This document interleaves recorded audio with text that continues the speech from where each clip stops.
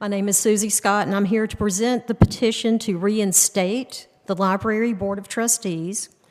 This online petition was signed by over 700 people as of noon today. Well over 500 of those are in Randolph County. You'll find 2 duplicates where myself and one other person accidentally signed it twice with different email addresses. It expresses support across our county to reinstate the library board members. I've asked repeatedly what the board members did that was so bad that they deserve to be dismissed. They served responsibly with integrity and distinction. I have yet to hear an answer other than they should have voted to restrict access to one book because it was requested by a special interest group. I want to add that the petition I'm presenting was trolled online by a few people, including a commissioner's wife. Not one of them gave a valid answer to my question about why the board deserved to be dissolved. Most of the answers were along the lines of, the commissioners can do this, so the majority rules. But each of you took an oath to protect the Constitution of the United States when you were sworn in. That includes the First Amendment, which protects our access to reading materials without respect to religion. An exception to this is obscenity and pornography, but the book in question had neither of those. It is simply a children's book expressing a child's feelings. The dismissed library board members understood their duty, and they were fired for doing it. I believe that some of you have gotten bad advice. I want to thank those of you who did the right thing and voted against dissolving the board. I know you have the gratitude and support of a lot of people in Randolph County. Thank you. I have hard copies of the petition for each of you, and I'd like to read the last 2 paragraphs. Removing an entire board publicly acknowledged to have followed procedure undermines public trust, destabilizes library governance, and sets a precedent that political pressure can override established laws. We call on the Board of County Commissioners to reinstate the library board to safeguard the library's mission to cultivate a thriving community by nurturing readers, empowering learners, and creating connections. Thank you.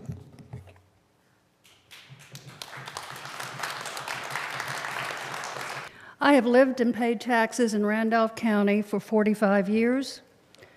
I am a patron of Randolph County Library, as are my children and my young grandchildren. I am a confirmed Episcopalian. Last fall, I was shocked when I read the call to action to fire our library board from this out-of-county Return America group. I read their published principles in the Statement of Faith of the founding church in Forsyth County. There is a lot in there about judgment and punishment. There is a lot in there that is not universally held doctrine. A great many of us Christians believe quite differently. And so I think it is important now to read from a document called Reclaiming Jesus. It is signed by the then presiding bishop of the Episcopal Church, Michael Curry, and his fellow North Carolinian Will Willimon of the United Methodist Church, and 21 other respected theologians of various denominations. It reads in closing, "The church is always subject to temptations to power, to cultural conformity, and to racial, class, and gender divides, as Galatians 3:28 teaches us. But our answer is to be in Christ and not to be conformed to this world, but be transformed by the renewing of our minds so that we may discern what is the will of God, what is good and acceptable and perfect." Romans 12. The best response to our political, material, cultural, racial, or national idolatries is the first commandment. You shall have no other gods before me, Exodus 20. Jesus summarizes the great commandment, you shall love the Lord your God with all your heart, your soul, and your mind. This is the first commandment. And the second is like unto it, you shall love your neighbor as yourself. On these commandments hang all the law and the prophets, Matthew 22. As to loving our neighbors, we would add, no exceptions. I pray that you all this evening, as we prepare to enter the holy season of Lent, open your hearts and your minds to this all-loving God. Thank you. Thank you. My name is Carl Hicks from Randleman. In recent weeks, our community has faced difficult decisions and strong disagreements. That is part of civic life, but how we handle those disagreements matters just as much as the outcome themselves. We have faced divisive issues that have strained our community. We should search our hearts and ask how each of us might have handled them better. Honest reflection strengthens our civic life and helps us move forward with integrity. Civility is not weakness, it is strength. It is the discipline of listening, the humility to respect process, and the courage to treat one another with dignity, even when we disagree. Civility doesn't mean avoiding hard conversations. It means conducting them in a way that honors both people and institutions. Incivility is not confined to one side of the political spectrum. All of us are capable of letting frustrations turn into hostility. And when that happens, trust erodes. When disagreement crosses into accusation or intimidation, it harms individuals and weakens the community as a whole. Our institutions cannot function when fear replaces respect. But when we model civility, especially in tense moments, we show our children that disagreement can coexist with respect. We show them that communities can weather controversy without tearing themselves apart. By choosing civility, we teach the next generation that unity is not the absence of disagreement, but the presence of character in how we handle it. Thank you. Thank you, Carl. Hello, I'm Christy Overcash from Archdale. I grew up in Trinity. I'm a school librarian, and so I'm here to offer my support and to ask for your support for public libraries. It's a difficult time right now for librarians all over. The public library has been very important to me. It's part of the reason I became a librarian. When I was a little girl, my mom would take us to the library. It's like an adventure. It's where I developed my love of reading. There was one book in particular I really liked. It was called Trig. And Trig was a little girl, like me, a little country girl, wore pigtails. And I loved reading those books by Robert Newton Peck because I could see myself. And it just does something for a child when you can see them, when they can see themselves in a book. Fast forward to when I was in library school, one of my favorite professors, she was my children's lit professor. Her name was Dr. Montgomery, and she's the one that taught me about mirrors. And what a mirror is that ability for a child to see themselves in a book. She was an African-American lady, and she said to me once that as the whole time she was growing up, she did not have a book that she saw herself in. And I just think that's very sad. When we are librarians, we have patrons and children from all walks of life. And I always think of this, since we're talking about religion, some about this current situation, I always think of the verse where Jesus said, "Let the little children come to me."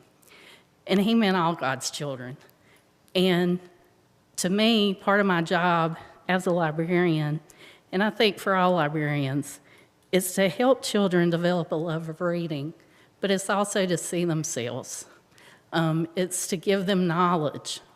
And so I'm just asking, I would love it if you'd reinstate the library board, but going forward, as you're going to make new policies about the library, please remember that we represent everybody. We are a public library. We're not a subscription library. And so I just want to leave you with one last thought. My other professor in library school that I remember very much, and he was a public librarian, he would say that the public library is the one true democracy. It's the one place where anybody from any walk of life, whether rich, poor, no matter your race, no matter your gender, anything, can come into the library and have the same access to information. So please protect our public libraries. That's all. Thank you. Thank you.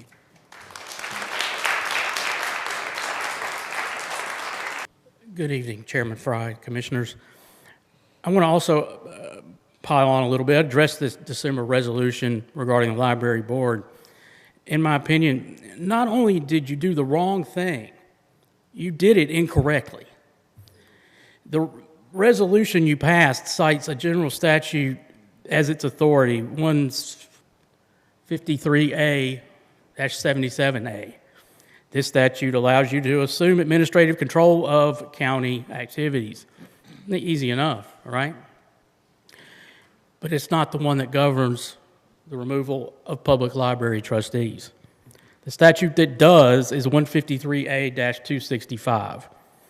And that statute authorizes removal of a trustee only for cause: incapacity, unfitness, misconduct, or neglect of duty. Your adopted resolution did not cite that statute, made no findings of statutory cause. Removing all trustees at once without findings tied to those causes doesn't exactly fit neatly within 153A-265. Under well-established rules of statutory interpretation, a general management statute cannot be used to bypass a specific statute, and actions taken outside statutory authority are legally voidable.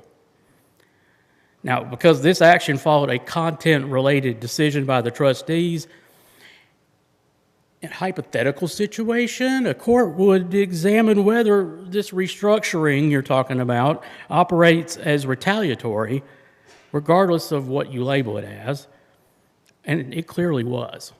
You said it yourself, that they followed the rules, they did what you told them to do, but to heck with it. So I'm asking you guys and ladies to explain how 153A-77 can lawfully be used to remove trustees when it's the other statute that governs their removal, where in the official record there are required findings of incapacity, unfitness, misconduct, or neglect of duty, and whether you intend to issue written findings consistent with the government statutes. This can all be rendered moot, of course, if you adopt another resolution reinstating the board. It's been said many times by many different people in many different ways. An error doesn't become a mistake until you refuse to correct it. There are reasons why an action like this has not happened anywhere in the history of the United States. So I urge you, plead with you, put the political BS aside and do the right thing and correct your error. And do it now. Thank you. I'm Virginia Wall. I came up last month and asked you guys to reinstate the Board of Trustees. My take on the story after some research is the preachers from Return America, you've heard that term before, they're influencers from the Brerin Baptist Church in Winston-Salem and have a lobbyist in Raleigh. I believe they are directing the narrative for our Randolph County library controversy. Another Baptist preacher, a state representative, threatened our commissioners who are up for re-election if they didn't vote correctly. That came from the minutes of the public hearing. One knuckled under, the other didn't, with the special interest pressure on their Baptist voters to show up and vote. The fundamental Baptist preachers, the commissioners, and the congregations of these fundamentalist Baptist churches are saying Randolph County children are at stake. They are in need protection. Let's throw the library trustees to the curb and start over. I say look to your own churches and party. Protect children from older, wealthier white men who have been protected from justice and are doing horrible things to young girls. Enough information has been released. Why is there no accountability? It seems you're confident that gay and trans peoples are the others to blame, that your bigotry is the majority view and that it's a simple decision and no one needs to be concerned about it. I am concerned about the Constitution. Fight for the First Amendment. We contradict this perceived unity of religious outrage of protecting children by taking the actual meaning of these biblical preachers, to other more sensible people and getting them to sign this petition. It's important that you realize that there are lots of other people that care about this First Amendment issue.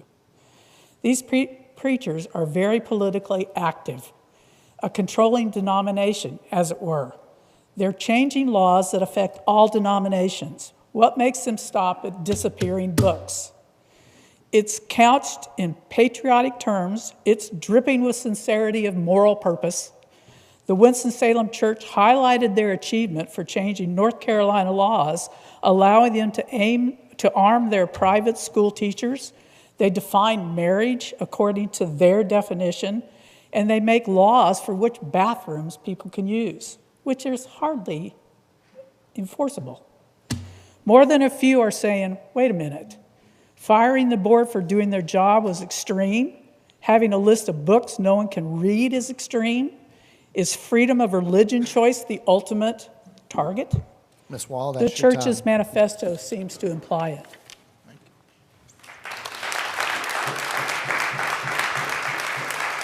Hi, I'm Jennifer Eagle. I live in Seagrove, and I have a library degree. And one thing that I really love about the library is that it's meant to be a place where all patrons are equal when they come through the door. Their requests for information are treated as equally valid by the staff who assist them, and this is because their First Amendment rights have equal value. And the library policies are carefully and thoroughly written to protect these rights. They also protect children's rights guaranteed by the First Amendment. Children deserve to be able to choose from a wide range of perspectives and voices with the guidance of their adult, without their autonomy being restricted and their information needs having to pass through the filter of some unrelated third party's personal worldview. So this is one of the reasons why I find it really troubling that the library trustees were punished for following the policies that protect our First Amendment rights from being infringed. The retaliation against our library board for making decisions based on these policies and procedures means that there is no longer an independent governing body committed to upholding these rights for library patrons. Going forward, the collections and reconsideration policies will be modified so that the collections can more easily be tailored to the specific preferences of a handful of individuals, because this was the only fault that could be found with the previous library board. And I'm concerned that the commissioner's personal value judgments about the attributes of real people's identities will be weighed heavily enough to result in a hierarchy in the collections, where access to books will be limited if a character shares any attributes that the commissioners deem unworthy of representation. For example, they may move children's books to areas of the library not intended for children, where it's practically guaranteed no child will find them without significant assistance from an adult. And in my opinion, this is because people who want to censor books for these reasons know that when you read a story from someone else's perspective, you start to understand their experiences and develop empathy towards them. And this hierarchy that categorizes some of us as the other, to be ignored and discarded, is much harder to maintain if enough people can see that these are fellow human beings with dignity and worth, and begin to question it when they see slurs and horrible accusations being indiscriminately directed against these groups of people. And I suspect that's why it suddenly became so necessary to purge the library board and throw out the policies and procedures that they followed, because these were effective safeguards in protecting the equal status of all library patrons. Respectfully, commissioners, I don't really understand why you're setting up new bylaws and appointing new trustees if you don't actually want them to follow bylaws and expect them to base their decisions on your wishes. I don't understand the point of all this. It's just you again with a veneer of independence. It feels like you're setting up a puppet show to trick us into thinking we have a library board, but we can all see you back there behind the curtain. Thank you.